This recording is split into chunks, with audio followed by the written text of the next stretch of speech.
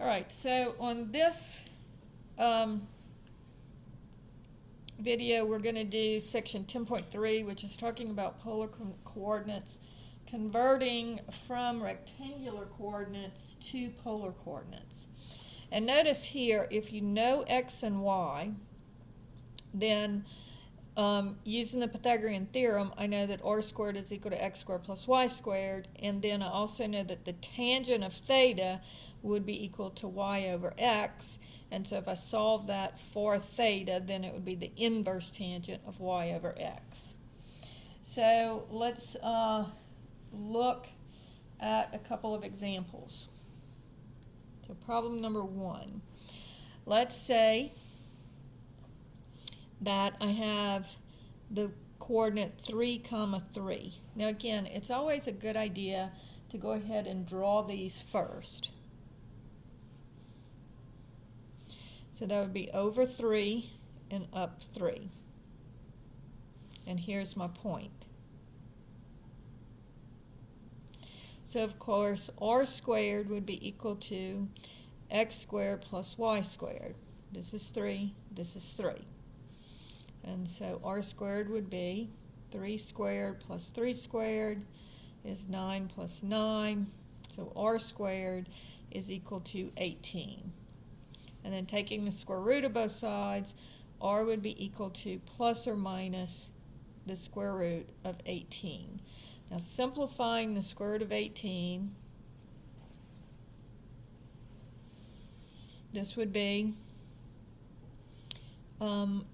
it's got a 9, 18 has a 9 in it, 18 is 9 times 2, and I can take the square root of 9, and the square root of 9 is 3. So r here would be plus or minus 3 times the square root of 2. And so that would be my radius. And in this case, you can tell that the r is going in the positive direction. Then we're looking for theta. All right, so that would say theta is equal to the inverse tangent of 3 over 3. And so that is the inverse tangent of 1. And that is 45 degrees. So my angle theta here would be either 45 degrees or pi over 4. And so the rectangular coordinates would be 3 square root of 2, comma, pi over 4, or you could write it as 3 square root of 2, comma, 45 degrees, depending on what they're looking for. Okay, so that's one example of converting from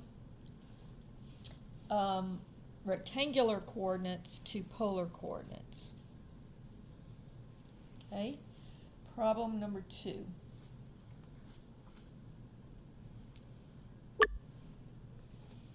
So here we're going to do some that are in other quadrants. So let's say that I have, and again, I'm going to give us one that we're going to be able to know what the angle is.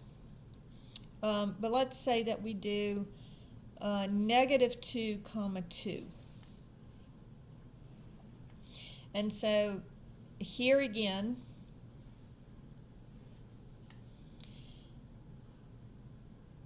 over negative 2, up 2. So notice I'm going to be in the second quadrant. So this is what it's going to look like. So this is negative 2, this is 2, this will be r, and then this is theta. All right? So if I do this, I can go, there's a couple of ways of working this. I'm going to show you both ways. So r squared is equal to x squared plus y squared. So that would be negative 2 squared plus 2 squared. And so r squared would be equal to 4 plus 4. R squared is equal to 8. And so then taking the square root of both sides, I get plus or minus the square root of 8.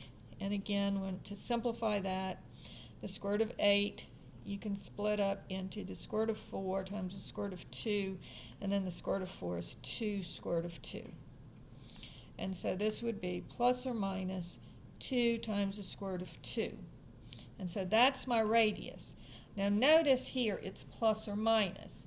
Now there's two ways to work this problem. Let's just work it the first way by looking at my angle and using the formula. So this would be theta is equal to the inverse tangent of y over x. So this would be the inverse tangent of 2 over negative 2. So that would be negative 1. Now, if I put my, and again, we won't recognize these in radians, so let's make sure that our calculator's in degrees. And if I do the inverse tangent of negative 1, I get negative 45 degrees, or negative pi over 4. Now, that tells me that my angle is negative 45 degrees, or negative pi over 4. That is in line with this, but notice this puts me in the fourth quadrant. I want to be in the second quadrant. So the way that I have it here going into the fourth quadrant, then I have to have a negative radius. That's why the radius is plus or minus 2 square root of 2. And so this would be negative 2 comma negative pi over 4. Now that's one way to do it, but it is more confusing when your radius is negative. And so what I can do instead is I can always make my radius positive and just find my reference angle. And that's the way that I will do it from now on. So here, instead of using the positives or negatives, I'm looking just at my reference angle. So I would do the inverse tangent. I make everything positive just like I was in the first quadrant. 2 over 2. And so that would be the inverse tangent of 1, which, again, if you use your calculator, 1 inverse tangent gives you 45 degrees.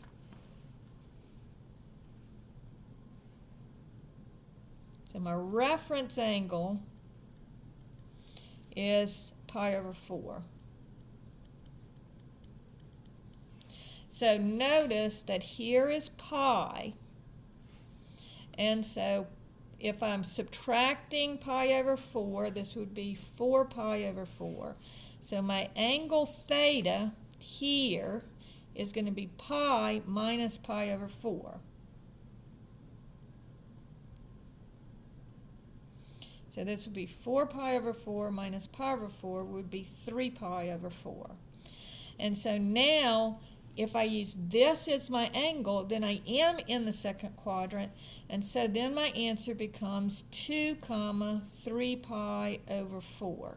And notice these two angles and radiuses, or radii, are the same, because this one says go negative pi over 4 and back 2. This one says go over 3 pi over 4 and forward 2. So they're both give you the exact same point, which in rectangular coordinates is negative 2, 2. So you can do it either way with these conversions. So now let's do one with an angle that we don't necessarily know. And let's go into another quadrant.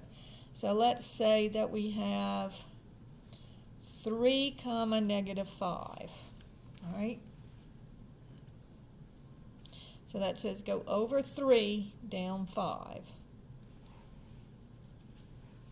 Okay. And so again, r squared equals x squared plus y squared. Here's x, here's y. So I get r squared is equal to 3 squared plus negative 5 squared. So this would be 9 plus 25. And so I get the square root, r squared is equal to 34. So r would be equal to plus or minus the square root of 34. All right, so now let's do our angle and then see if we need to take the plus or the minus, or we can think of our reference angle here.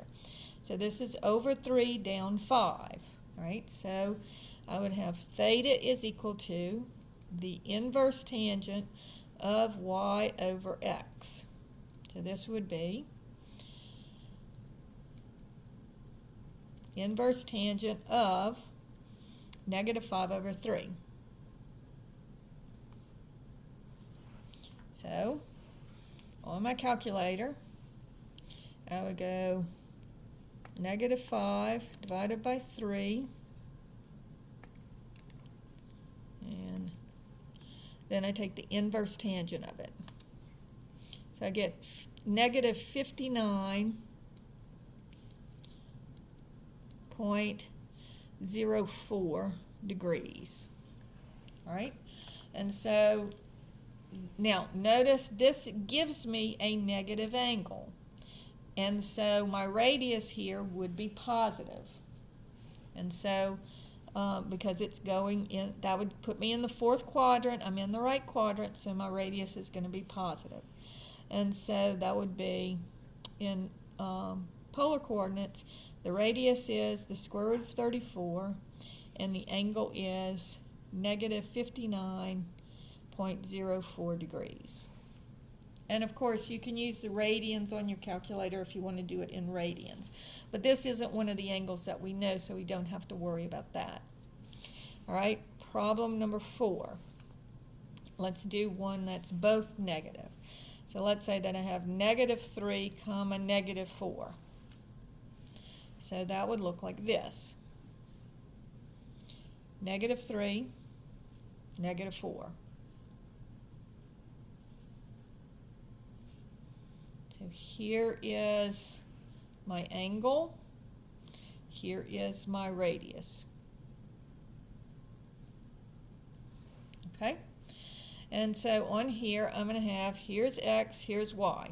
So it would be r squared is equal to x squared plus y squared. And so r squared is equal to negative 3 squared plus negative 4 squared.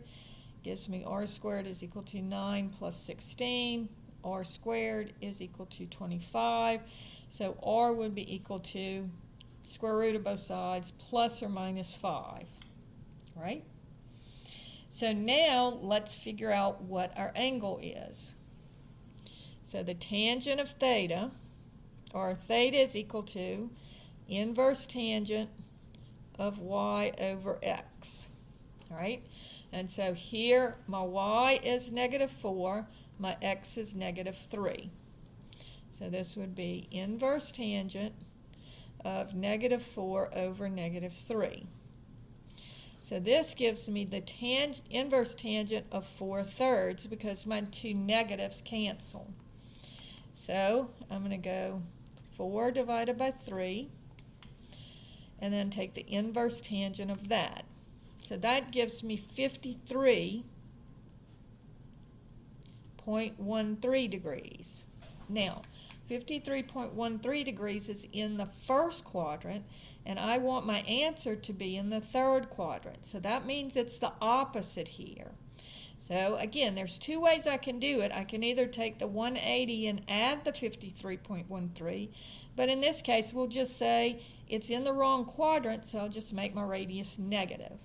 And so this would be negative 5, comma, 53.13 degrees. Okay? Or I could say radius is positive, and then my angle is going to be, my reference angle is 53.13, so it would be 53.13 degrees plus 180 degrees, because that gives me this full angle here. All right? And so if I take this and add 180, I get 5, 233.13 degrees. So either one of these answers would be correct. You can do it either way. And the same thing when we're doing them in radians over here. Notice when I did my inverse tangent, I get negative pi over 2. That puts me in the pi over 4. That puts me in the fourth quadrant, but I want it to be in the second quadrant, and so I just make it negative. So either way you want to do it, you can do it with the reference angle, or you can do it with without the reference angle and just making your radius either positive or negative. So that's all for converting from rectangular coordinates to polar coordinates.